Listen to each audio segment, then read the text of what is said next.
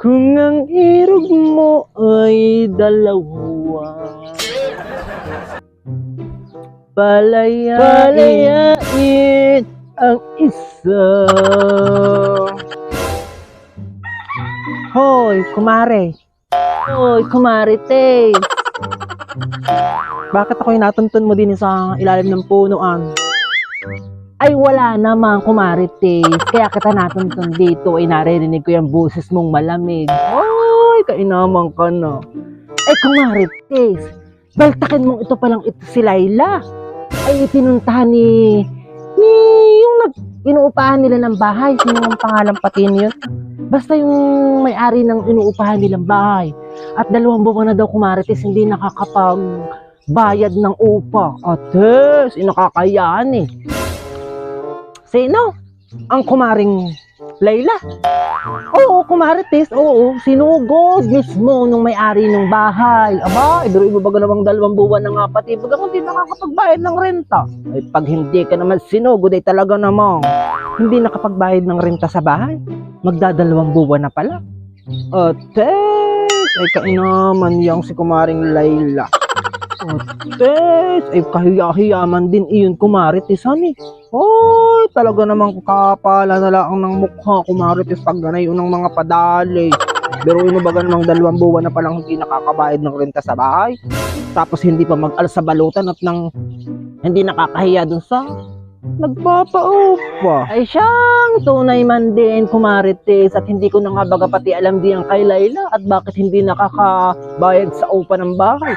Ay, nagkakapira naman at apura ng pamamasyal kung saan at nagpo-post pa sa Facebook ng feeling blessed.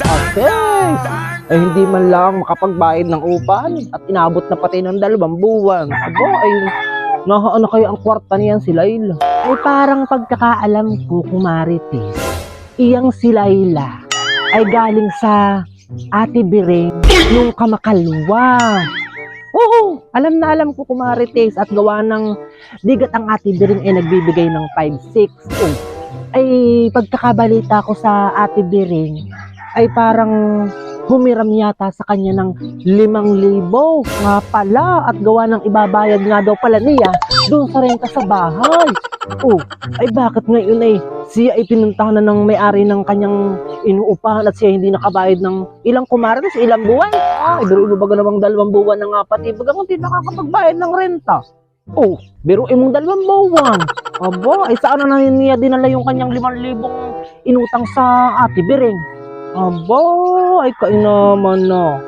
Ates, nanghiram pa pala sa Ate Bireng ng 5,000 at ang sinabi ay ibabayad daw sa bahay, sa upa. Ates, inahaan na. Ba't ngayon eh, naniningil na yung nagpapaupa at hindi daw makapagbayad at pinag-aalas sa balutan na nga ni. Maigit nabanggit mo pati sa akin, kumarites, na ganay umpal ang ginagawa niyan si Layla at nanghiram pa ng 5,000 maigit binanggit mo. Ay syala, kumarites, sasabihin ko muna doon sa nagpapaupa ng bahay sa may-ari ng bahay at nang maalma na niluloko na siya niyan si Layla Ay syala, sabihin mo doon sa may-ari ng bahay na si Ate Tessie na humiram sa Ate Bireng ng 5,000 at nang mapagdali. Sige, bye-bye. Diyan ka na kumarites ha. Babalikan kita mamaya. Bye-bye. Kung ang hanap mo ay 2. Thanks, mali na pati. Kung ang irog mo ay 2, palayain ang isa.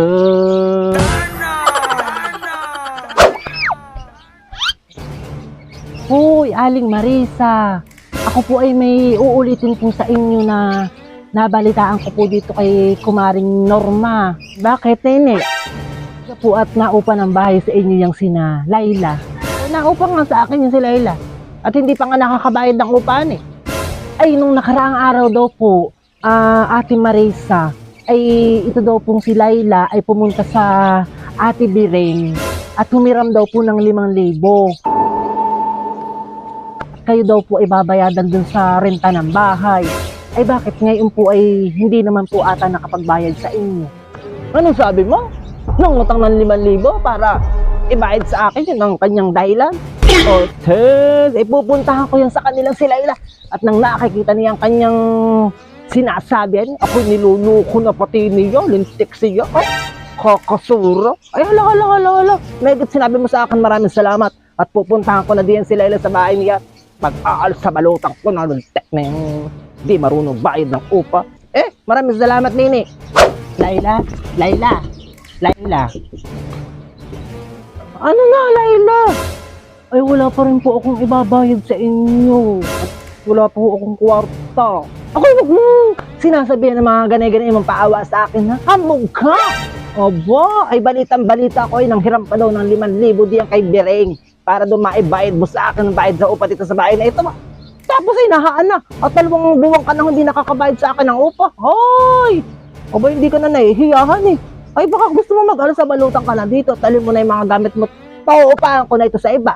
Sino nakapagsabi naman sa inyo ng balitang iyan? At ba't naman ninyo nalaman na ako'y nanghiram ng 5,000 kay Ate Bireng? Ay, nakapagsabi lang sa akin na sinabi ay ikaw daw ay humiram ng 5,000 pambayad sa upa sa bahay tapos hindi mo naman ibinigay sa akin. Hani, saan mo na dinala yung pera mo? At hindi mo alam na ako'y kailangan ko din ng pera at marami din akong babayadan. Hani, palagong chismo sa yung babaeng yung may kawayan na yan. Manda sa akin yan, si Norma na yan. Nagigigil ako. Chismosa. Diyan muna kayo. At pupuntahan ko muna ako yung si Norman. At aking sasampigay lang na isa. Uy, init naman. Sarap ng pungkana.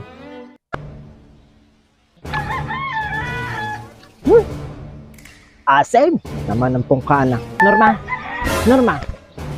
Ano na? Baling mong tsumika ni. At pati naman pangutang ko ng 5,000.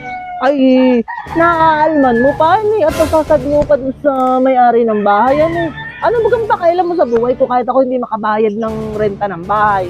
Aba, ay hindi naman yata pakikialam na ang ginagawa mo sa akin at tsumika ka na ng tsumika, tsumismis ka na ng tsumismis, kapal ng pagmamukha mo, Hindi yung chismis sa pagkakaalam ko, At ang Ate Bireng mismo ang nagsabi sa akin na nanghiram ka ng 5,000 at ang iyong pinakiusap ay ibabayad mo diyan sa inyong inuupahang bahay kaya ka pinahiraman Oy, tapos mabaltak mo sabi nitong si Kumarites hindi mo naman daw pala ibinayad at ikaw ay pinalalayas na sinisingil at 2 buwan ka nang hindi nakakabayad diyan sa inyong inuupahang bahay. O tes, isaan mo na dinala yung 5,000 Kumarites. Kapal ng pagmumukha mo Palayasin ka na sana dun sa iyong pinag-uupahan. Wala ka namang kwentang umuupa at hindi ka marunong magbayad, Oy, maigi pati. Lintek.